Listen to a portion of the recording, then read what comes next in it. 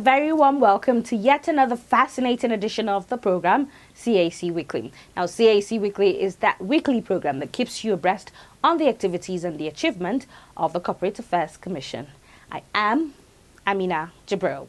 Coming up on the program, CAC receives a pat on the back as it continues to reform processes. We shall also take a look at restriction on multiple directorships in public companies, plus registering a limited liability company seamlessly online. We'll be right back after this break. To stay with us. On the financial statement application, as I've said, it's already built, it's integrated to our system, but we have not opened it to you or to use until after this engagement. Maybe immediately after this, you'll be able to access it, to submit your accounts in extensible reporting language. It has all the fields. The balance sheet, you just fill in the figures. You don't just have to scan and upload, but you still have the option, scan and upload.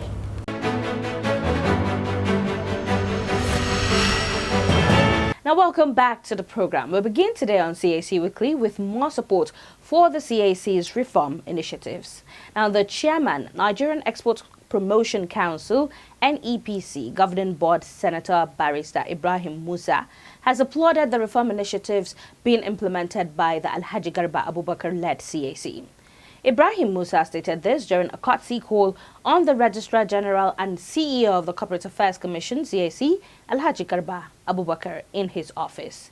He said the visit was to cement the existing friendly working relationship and chart a way forward on other areas of mutual concerns, amongst others.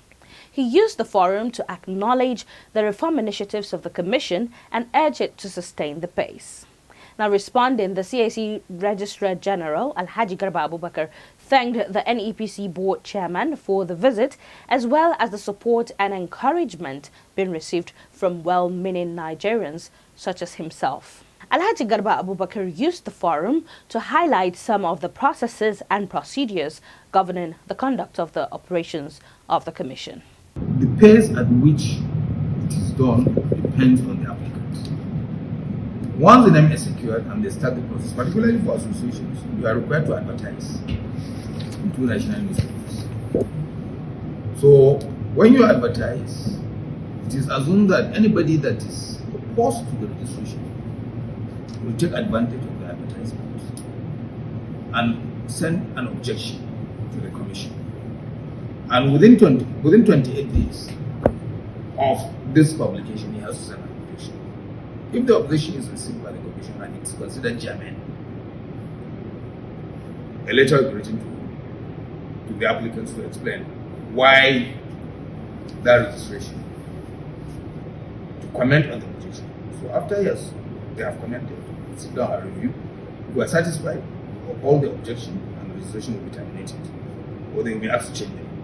If it is about changeable. If it is about any of the trustees, maybe it's not qualified, we'll ask them to drop the processes are fully electronic since January 2022. In fact, before January 2021, it was semi-automated.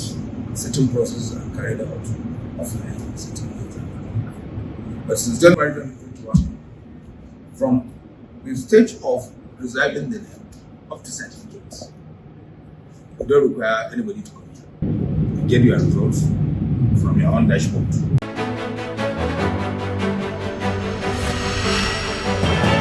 From that now, moving on, we now take a look at the CAMA 2020, alias the Game Changer, that the CAC commenced its implementation of in January 2021. And since then, it's been success after success.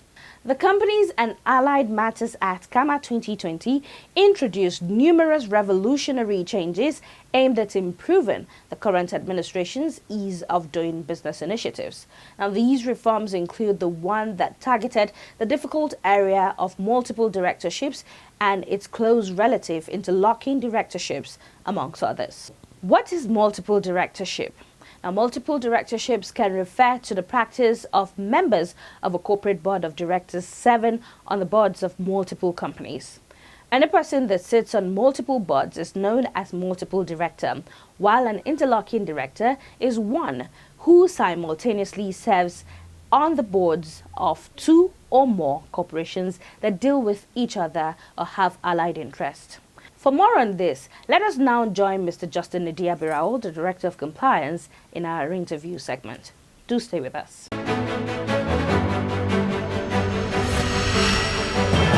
Mr. Ndia Justin, Director of Compliance, CAC, many thanks for having you again, sir. Good afternoon. Thank you for having me. All right.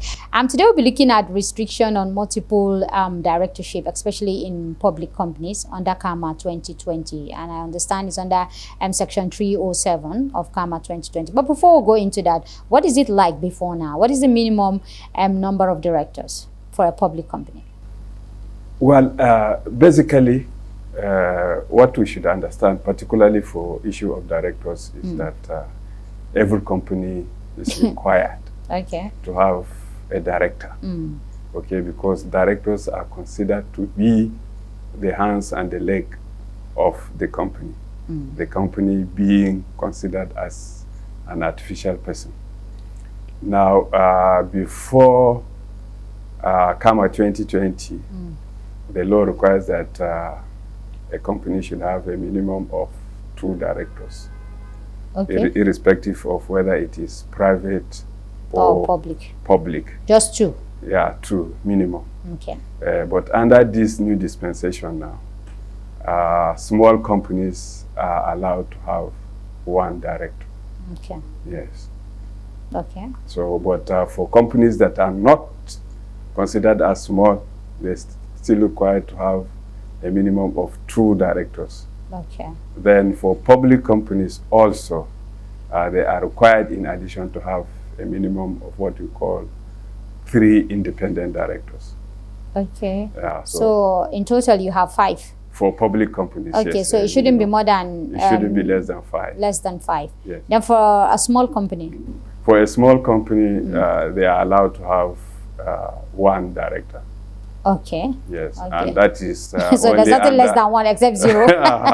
Except 0. No, there is no 0. Okay. All right. But you know, the grammar of you hear executive director, non-executive director. You also hear independent directors. Help us understand, why do we need to have those types of directors? Is a director not a director? Yes. In terms of their basic responsibilities and duties, they have similar duties and responsibilities. Okay. But from practical point of view, it is expected that particularly those directors that are involved in the management of companies are required to have what we consider as heavier responsibilities. Okay. Than part-time directors. What do you mean by heavier responsibility? Heavier in the sense that because they are involved in the management of the company, they know from their day-to-day operations of the company what the strengths and weaknesses of the companies are. Ordinarily, you don't put them on the same level with a part-time director that only comes from time to time to hold board meetings. So if the value an independent director or a non-executive director is adding to the company is less, why create room for an independent director? No, the idea of independent director come in for the main reason that they are required to bring in what is considered independent view. Okay. Independent, objective view of what should be in the interest of the company, because... does that in any way affect the decisions taken by the regular directors or the ones who are in charge of the daily running of the affairs in the company? Does it really have an impact? No, both decisions are considered to be corporate decisions. So what that means is that even if you had a reason to disagree with the independent director, what the board agree as a corporate, you cannot go out to say that you are not part of the decisions. Once the majority board members agree that this is the official decision of the company, every other member of the board is bound by that decision. Okay. So at the end of the day, it has to be a collective decision. It is a corporate responsibility, and it is considered, every decision is considered as a corporate decision. Okay. Is it mandatory for companies, especially public companies, to have independent directors? Yes, it is a requirement that every public company should have a minimum of 3 independent directors. Okay. Yeah. What about the limited liabilities? Well, limited liability, if you are not a small company, you are required to have a minimum of 2 directors. Independent directors? Not independent directors. And then 275 requires a public company to have at least 3 independent directors. So that's, you know, clearly stated out as far as the law is concerned. But where is the idea of multiple directorship coming from? Well, before CAMA 2020 came into force, you could find a situation in which one person could be a director in sometimes 10, 20 companies. Okay. Yes. And the nature of the responsibility of... Is it not part of hustle? Yeah, it's part of hustle.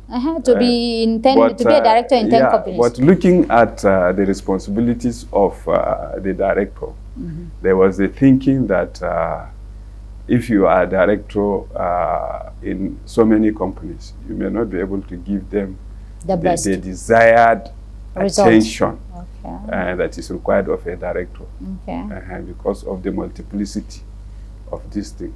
So, and also there is the possibility of what we call conflict of interest. Okay. So for those 2 reasons, CAMA 2020 now requires that for public companies, what is called cross-cutting or multiple directorship should not exceed 5. Okay. Yeah. So I cannot be in more than 5 companies? Yes. I cannot be a director in more than 5 companies? In public companies. Okay, yes, public company, yes, I understand. More than 5? Yeah. Okay. Yeah. Aside from not giving their full attention or their full you know, capacity to a particular company, what other consequences? Well, those 2 are the major consequences that there is a possibility or likelihood of conflict of interest. And then obviously also that if you have that number of companies, you may not give them adequate attention for the fact that there could be meetings, there could be what we call subcommittees, because board could also have what is called subcommittees. So if you are a member in this company, there will be meeting at a time. And if the meeting, for instance, clashes with another one, then you may not be able to be at those meetings at the same time. Okay. So what are the penalties for those who violate this law?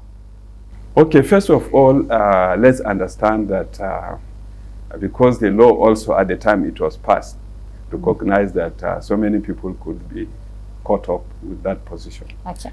It gave a transition period of 2 years.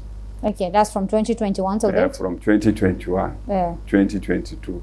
Okay. So from this year, it is expected that if you are such director, you are a director in more than 5 companies, public companies, at the meeting, at the AGM that will be held this year, it is expected that you disengage from all. You only retain 5.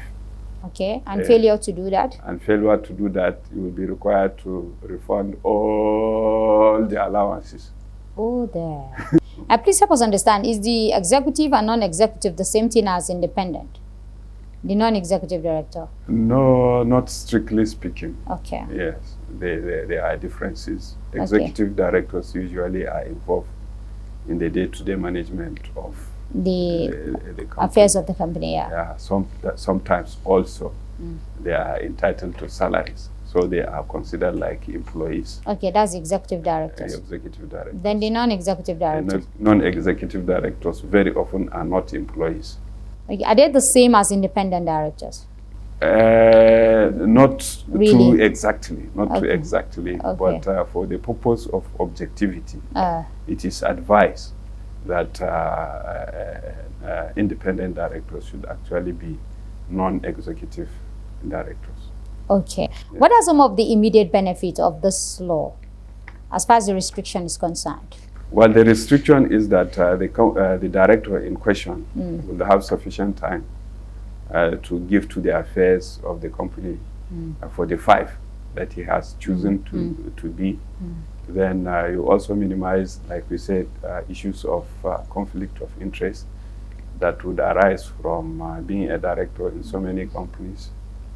Okay, and then for the overall economy, it is because by the time you reduce, have opportunity for other people. You give opportunity to other people. Yes. Okay. So, what is the criteria of becoming a director in the first place? For you to become a director in public companies, what is the requirement? Is it that I'm just a professional and my capacity is needed?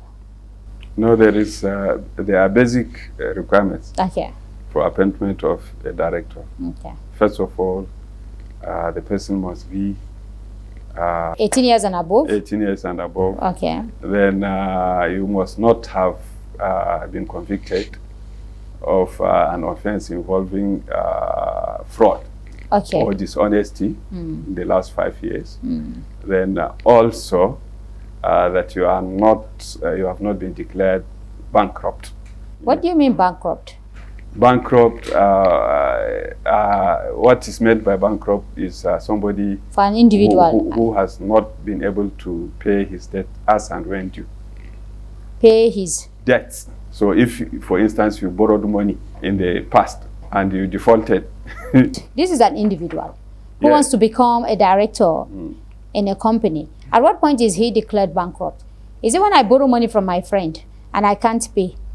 Then I'm a defaulter. Then I'm bankrupt. Is that what it means? No, for you to be declared bankrupt, there is a procedure requirement. And, so what is the procedure? The fundamental thing is that a court of competent jurisdiction should have declared you bankrupt. Okay. Yeah. So the language is not loosely used. So when we say bankrupt, it presupposes. Now I'm still confused. Yes. Here, if I borrow money from a friend and I'm not able to pay back, so it means I'm bankrupt. Is that what it means? Not really. It requires that the friend must have taken you to court. Oh, okay. And the court has found that you have you actually owe the debt. Okay. And you have not paid. You have not paid even when demands are met on you. Okay. So what if I have the money and I don't want to pay? There are people who take loan and they don't want to pay, not because they have the money, but they don't just want to pay. No, the court will deal with it differently. Okay. Because if you refuse to, and there is evidence that you have assets, the court can say that your assets should be sold. Okay. And pay what we want to say for inability to pay debt is that you don't have assets that could even be sold. Okay. To pay. To meet the debt. Okay. All right. So what other condition? So we have mentioned now one that you must be 18 years and above. You must not have been convicted of an offense. And then you must not be bankrupt. Fraud. Then you must not be bankrupt. I think those are the 3 most important. Okay. Every other one is not. Every other one is not. What about educational qualification? For now, there is no prescribed educational qualification for being a director. Okay, so anybody can become a director? Where you could find some prescription of educational qualification is for appointment of what is called a member of the audit committee. Oh, okay. Which is also strictly for public companies. But for directors... Why is the law silent on the educational qualification? Because if you say a director is the person who is the leg and hand and eyes and ears of the company. Well, it is assumed that the owners or the shareholders of the company should actually appoint competent persons to manage the companies. That's an assumption. What if they do the reverse? Well, if they want to jeopardize their, what if they do the reverse? If they want to jeopardize their investment, then they can appoint any term and But sometimes competence does not really associated to educational qualification, isn't it? The fact that you have the qualification doesn't make you competent, does it? Well, yes, you may be right, but in this modern age, okay, something has to give it is difficult to have a situation in which a person that is not what we consider properly educated, to manage the responsibilities of your company. Okay. So the qualification must be there, but the qualification, but the qualification is left for the shareholders to decide what they really want. Is the law looking at coming up with such qualification issue in the future? Well, there has been discussions, but at this level, the discussion is still fluid. What we call fluid. It's not something that you can hold on, or something that you consider compelling. Yes. At the moment. Okay, but it's something that might happen in the future. In the future, yes, we can't foreclose that. Okay, all right, Mr. Nidia Justin Barrow, thank you so much indeed, sir, for your time. Thank you very much. For having me.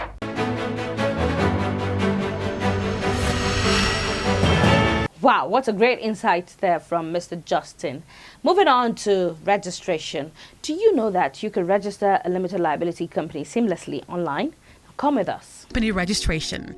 To begin, reserve the company name that you intend to register and then proceed to click on Start Registration to begin. Step 1. Enter the details of the company. Click on Save and Continue. Step 2. Add the objects of the company. Click on Save and Continue. Step 3. On the Articles of Association, you can either create your own Articles of Association or simply adopt the default Articles of Association provided. You can also edit each part of the default Articles of Association to fit your company's purpose. Click on Save and Continue. Step 4. On the Directors, enter the details of at least one director. If you want to hide your residential address from public record, click on the Hide Residential Address from Public Record toggle button. Click on Save and Continue. Step 5. Under Secretary, this requirement is optional for small companies and you may skip the step by clicking on the Click Here link button to proceed. However, if you wish to add a secretary, click on the Add Secretary button, enter the details of the secretary, and click on Save and Continue. Step 6. Under Statement of Issued Share Capital, add the share details and enter details of proprietor and click on Save and Continue.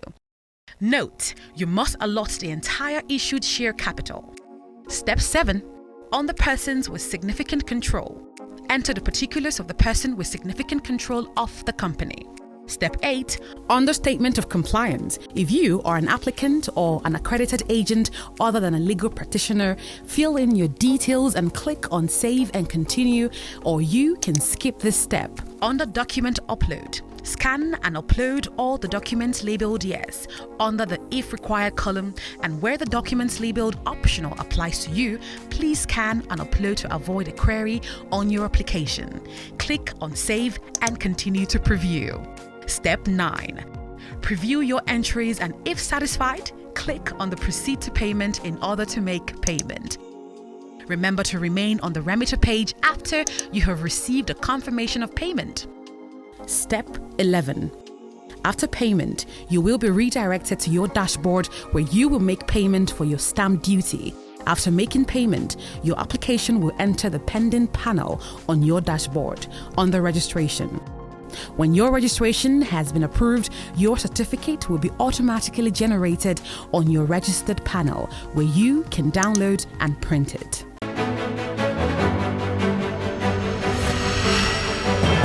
What then are you waiting for after seeing that? Hurry now to pre.cac.gov.ng to register your business. That does it on this week's edition of the program, CAC Weekly. We do hope you enjoyed watching. Remember, for comment and inquiries, you can please take advantage of our social media handles and our helplines. On Twitter, it is at CAC Nigeria 1. On Instagram and Facebook, it is Corporate Affairs Commission. Our email is cservice@cac.gov.ng. You could visit our website via www.cac.gov.ng. Our helplines are on the numbers 081-822-99016 or 081-822-98971, 090-874-01598 or 090-874-01599 and 090-874-01600. Join us again next week for yet another action-packed edition of the program, CAC Weekly. Same time and same station. From me, Amina Jibril, and the rest of the team here, it is bye for now.